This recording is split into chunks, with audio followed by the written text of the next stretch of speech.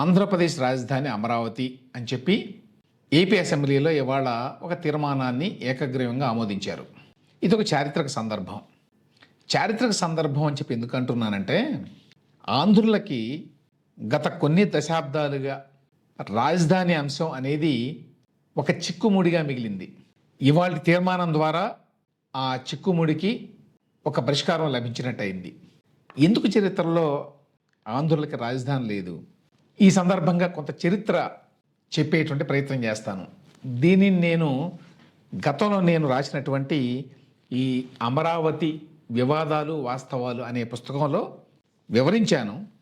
అయితే ఈ పుస్తకం ప్రస్తుతం అందుబాటులో లేదు. అప్పుడు ప్రింట్ చేసినటువంటి కాపీలు అయిపోయినాయి. ఆ తర్వాత దాన్ని వేయదలుచుకోలేదు. ఎందుకంటే జగన్మోహన్ రెడ్డి గారు అమరావతిని నిలిపివేసినప్పుడు రాసింది అది. అయితే ఇందులో చాలా రీసెర్చ్ మెటీరియల్ ఉంది. నేను జగన్మోహన్ రెడ్డి గారు ఏ విధంగా అమరావతిని అర్ధంతరంగా ఆపేశాడు అనే విషయంతో పాటు దానికి సంబంధించిన అనేక వివాదాలు అప్పట్లో చెలరేగినవి, వాటి గురించి చాలా వివరంగా రాశాను. అయితే ఆ తర్వాత ప్రభుత్వం మారటం, మళ్ళీ అమరావతిని టేకప్ చేయడం జరిగింది కాబట్టి మళ్ళీ సమగ్రంగా తర్వాత భవిష్యత్తులో రాద్దామనే ఉద్దేశంతో, అది కూడా అప్పుడు ఇంగ్లీష్లో రాద్దామనే ఉద్దేశంతో ప్రస్తుతానికి ఈ పుస్తకాన్ని మార్కెట్లో పెట్టలేదు ఇక. అయితే ఇందులో గత చరిత్ర గురించి చాలా లోతుగా అధ్యయనం చేసి రాశాను. ఆంధ్రప్రదేశ్కి రాజధాని యొక్క అవసరం చాలా ప్రత్యేకమైనది. ఎందుకంటే చరిత్రలో ఇది ఒక పెద్ద లోటుగా మిగిలిపోయింది ఆంధ్ర వాళ్ళకి. ఆ నేపథ్యంలో ఆంధ్రప్రదేశ్కి రాజధాని అనేది ఒక పరిపాలనా కేంద్రం మాత్రమే కాదు, ఒక సాంస్కృతిక అవసరం కూడా, ఒక సామాజిక అవసరం కూడా అనేటువంటి కోణం నుంచి ఈ పుస్తకంలో చాలా వివరాలు రాశాను. అందులో ముఖ్యమైనది ఏంటంటే, చరిత్రలో ఎందుకు ఆంధ్రులకి రాజధాని లేకుండా పోయింది అనేది. వాస్తవానికి ఆంధ్ర వాళ్ళకి మద్రాసు తొలి రాజధాని. ఎలా తొలి రాజధాని అయింది, ఏ విధంగా దాన్ని కోల్పోయారు అనే వివరాలు రాశాను. ఆ వివరాలు కొన్ని ఇప్పుడు మీతో పంచుకుంటాను. ఇంగ్లీషు వాళ్ళకి 17వ శతాబ్దంలో కోస్తా తీరంలో కొన్ని స్థావరాలు ఉండేవి. అప్పుడే కొత్తగా వచ్చారు వాళ్ళు, ఈస్ట్ ఇండియా కంపెనీ వాళ్ళు. మొదట మచిలీపట్నంలో ఉండేది. దాన్ని బందర్ అనేవాళ్ళు కదా. బందర్ అంటే పర్షియన్ భాషలో పోర్ట్ అని, రేవు అని. బ్రిటిష్ వాళ్ళు రాకముందు నుంచే, ముస్లిం పరిపాలన ప్రారంభమైనప్పటి నుంచే మచిలీపట్నం ఒక పోర్టుగా బాగానే పేరుగాంచింది.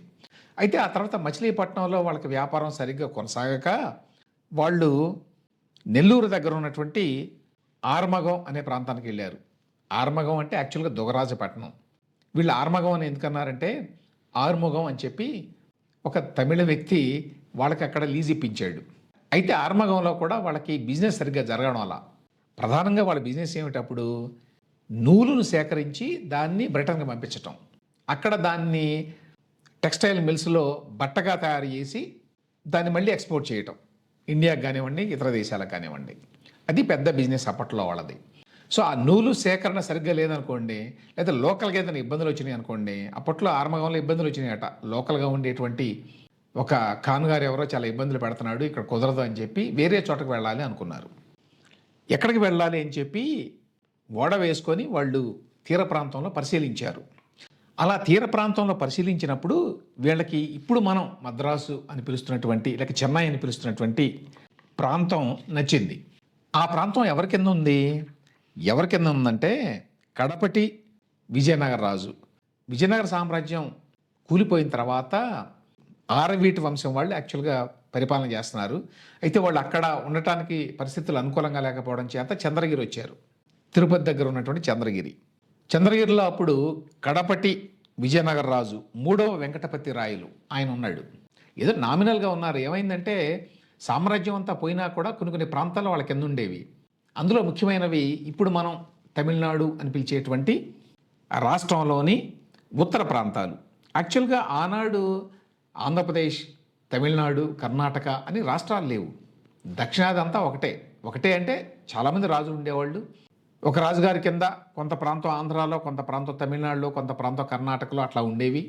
సో ఆ రకంగా రాష్ట్రాల సరిహద్దులు లేవు. అందువల్ల చంద్రగిరిలో ఉన్నటువంటి ఈ కడపటి విజయనగర రాజు గారి ఆధీనంలో ఇప్పుడు తమిళనాడులో ఉన్నటువంటి ఉత్తర ప్రాంతాలు ఉండేవి. అయితే నేరుగా ఆయన చంద్రగిరిని చూసుకోలేడు కాబట్టి ఆయనకి ప్రతినిధులు ఉండేవాళ్ళు. ఆ విధంగా ఉన్నటువంటి ప్రతినిధులు ఎవరు అంటే, దామెర్ల వెంకటాద్రి నాయుడు. ఈయన ఎవరంటే శ్రీకాళహస్తి ఆయన స్వస్థలం. ఆయన తండ్రి చెన్నప్ప నాయకుడు కూడా అంతకుముందు దళపతిగా చాలా ప్రముఖుడు. వీళ్ళు దళపతులుగా ఉండేవాళ్ళు, అంటే వీళ్ళ కింద కొంత సైన్యం ఉండేది, రాజుగారికి విధేయంగా ఉండేవాళ్ళు, లోకల్గా వీళ్ళే చూసుకునేవాళ్ళు అన్నీ. సో ఆ రకంగా చెన్నప్ప నాయకుడి కుటుంబం చాలా ప్రముఖమైంది. ఇన్ఫ్యాక్ట్ చెన్నపట్నం పేరు ఈ చెన్నప్ప నాయకుడి పేరు మీదనే వచ్చింది అనేది ప్రతీతి.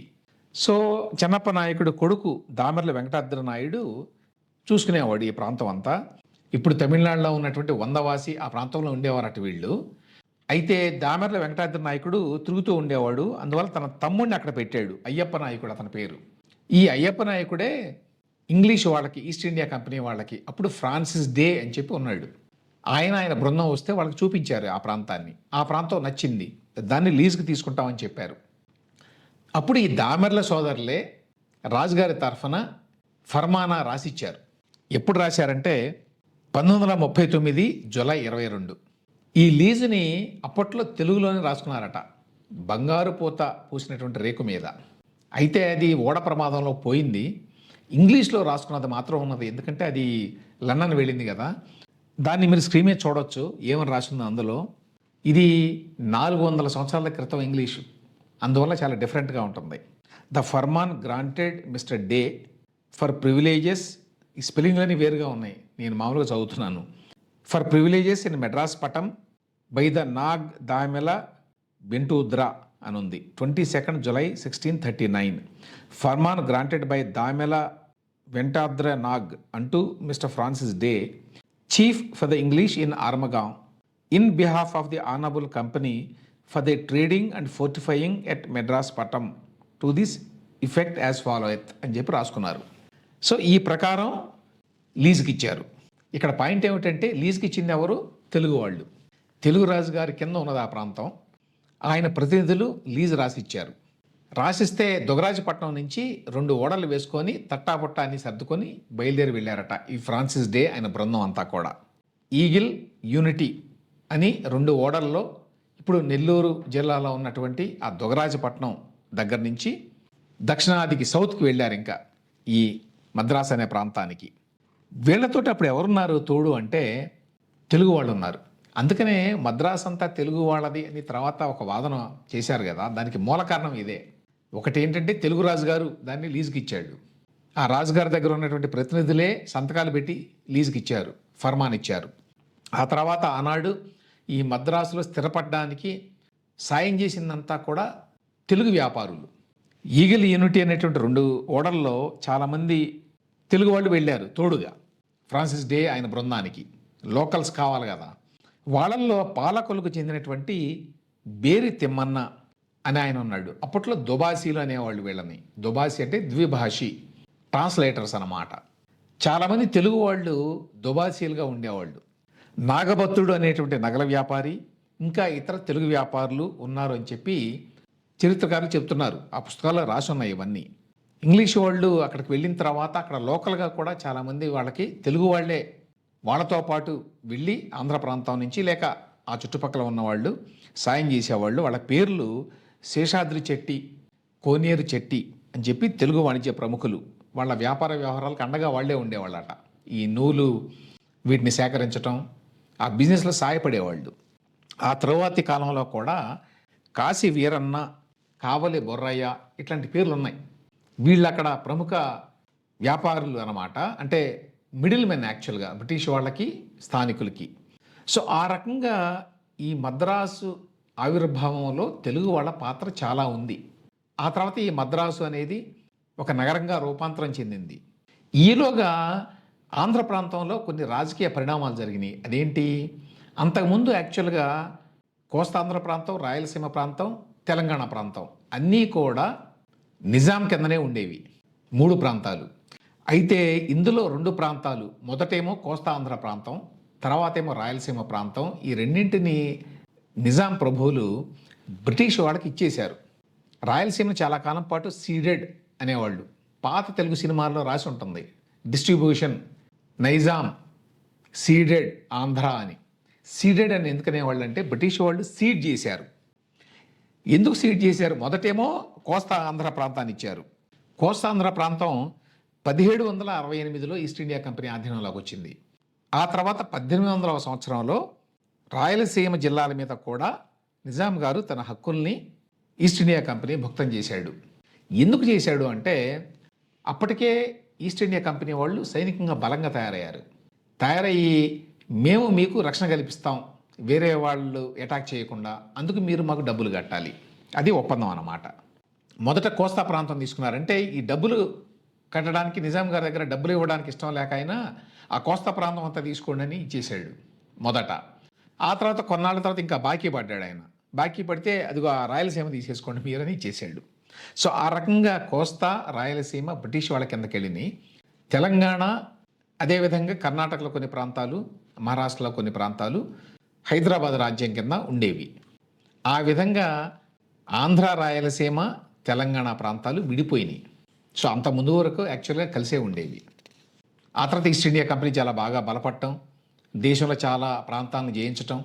1875లో బ్రిటిష్ రాణి గారు ఈస్ట్ ఇండియా కంపెనీ నుంచి భారతదేశాన్ని తీసేసుకోవటం, పరిపాలన వాళ్ళ చేతుల్లోకి, ఇవన్నీ జరిగినాయి. అయితే 1901లో మద్రాస్ ప్రెసిడెన్సీ ఏర్పడింది. ఈ ప్రెసిడెన్సీ ఏర్పడినప్పుడు జనాభా 4,23,00,000 అట. అందులో తెలుగు జనాభా 1,42,00,000 ఉందట. తెలుగు వాళ్ళే ఎక్కువ. తమిళులు, కన్నడిగులు, కొంతమంది మలయాళీలు వీళ్ళందరూ ఉండేవాళ్ళు. కానీ తెలుగు వాళ్ళ సంఖ్య ఎక్కువ. ప్రత్యేక రాష్ట్రం కావాలని ఎప్పుడైతే కోరారో అప్పుడు రాజధాని ఏది అనేటువంటి ప్రశ్న వచ్చింది. అప్పటి వరకు తెలుగు వాళ్ళు ఏమనుకునేవాళ్ళు అంటే మద్రాసు మనదే, మనమే ఇక్కడ ఎక్కువ మంది ఉన్నాం అనేటువంటి అభిప్రాయం ఉండేది.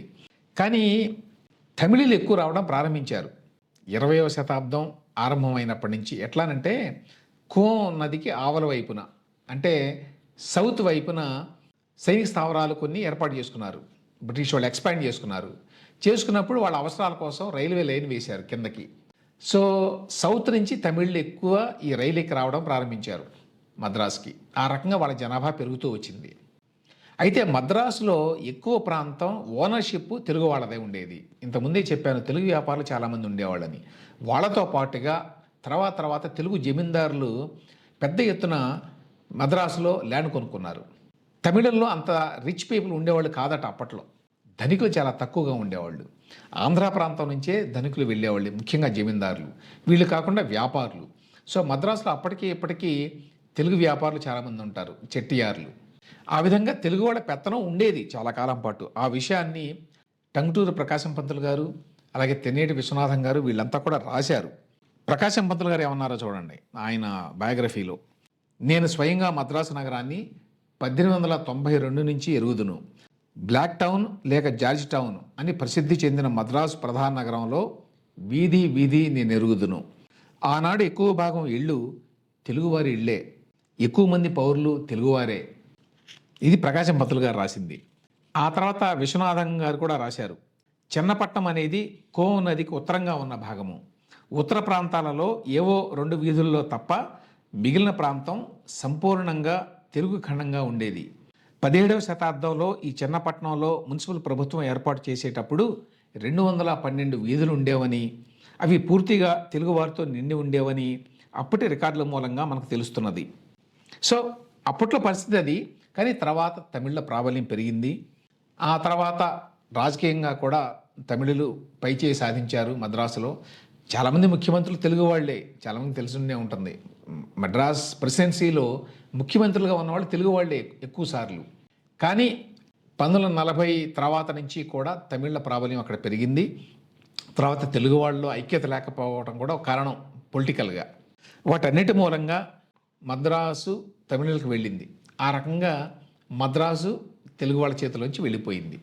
ఆ తర్వాత ఆంధ్ర రాష్ట్రం ఏర్పడినప్పుడు ఏమైంది? 53లో నిజానికి విజయవాడ, గుంటూరు మధ్య రాజధాని ఉండాలి అని చెప్పి అప్పట్లోనే ఎక్కువ మంది శాసనసభ్యులు ఆంధ్ర రాష్ట్రంలో ఫీల్ అయ్యారు. మీరు ఆనాడు అసెంబ్లీలో జరిగినటువంటి ఆ చర్చలన్నింటినీ కూడా నా పుస్తకంలో ఇచ్చాను నేను. అన్ని ప్రాంతాల వాళ్ళు కూడా విజయవాడ, గుంటూరు మధ్యలో ఉంటే బాగుంటుంది, అది రాష్ట్రం మొత్తానికి మధ్యలో ఉంది, ప్లస్ విజయవాడ, గుంటూరు అప్పటికే ఎంతో కొంత పట్టణాలుగా పేరుగాంచినాయి ఈ కారణాల చేత. అయితే రకరకాల కారణాల వల్ల ప్రకాశం పంతులు గారు కర్నూలుని డిసైడ్ చేశారు. ప్రకాశం పంతులు గారికి అప్పట్లో కొంత మోరల్ అథారిటీ ఉండేది. ఆయన మాట వినేవాళ్ళు చాలామంది, ఇష్టం ఉన్నా లేకపోయినా కూడా.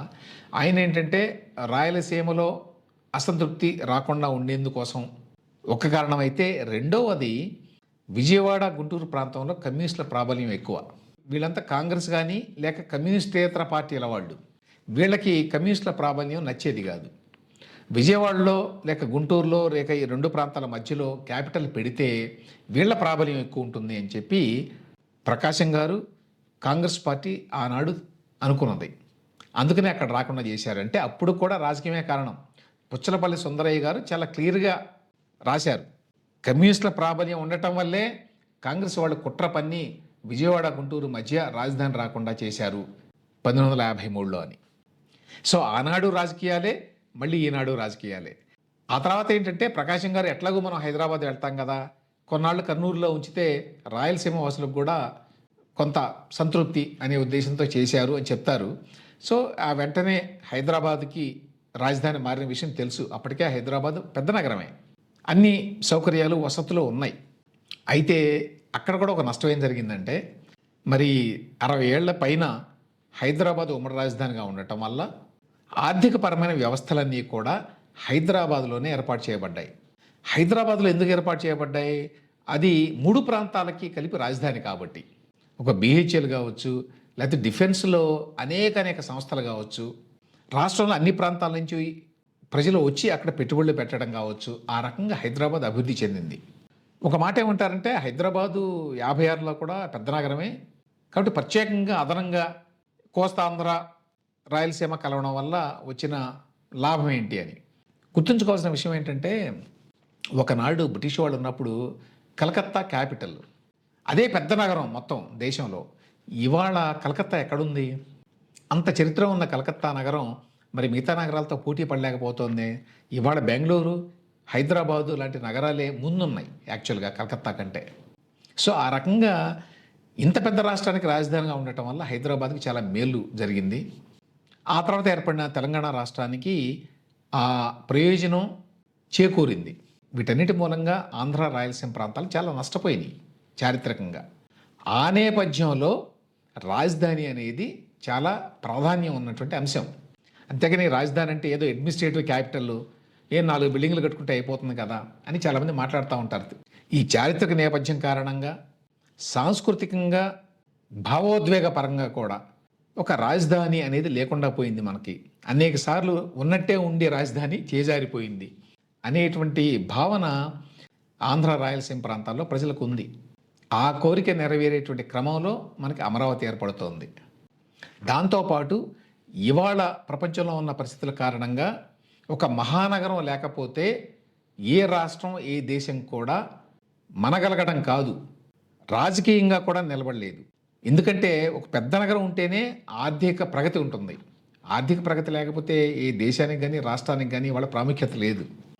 ఆ రకంగా రాజధాని అంటే ఇవాళ ఒక అడ్మినిస్ట్రేటివ్ క్యాపిటల్ మాత్రమే కాదు, అదొక ఎకనామిక్ ఇంజిన్గా ఉండాలి, అదొక కల్చరల్ సెంటర్గా ఉండాలి, ఒక ప్రజలకి అదొక ఎమోషనల్ సెంటర్గా ఉండాలి.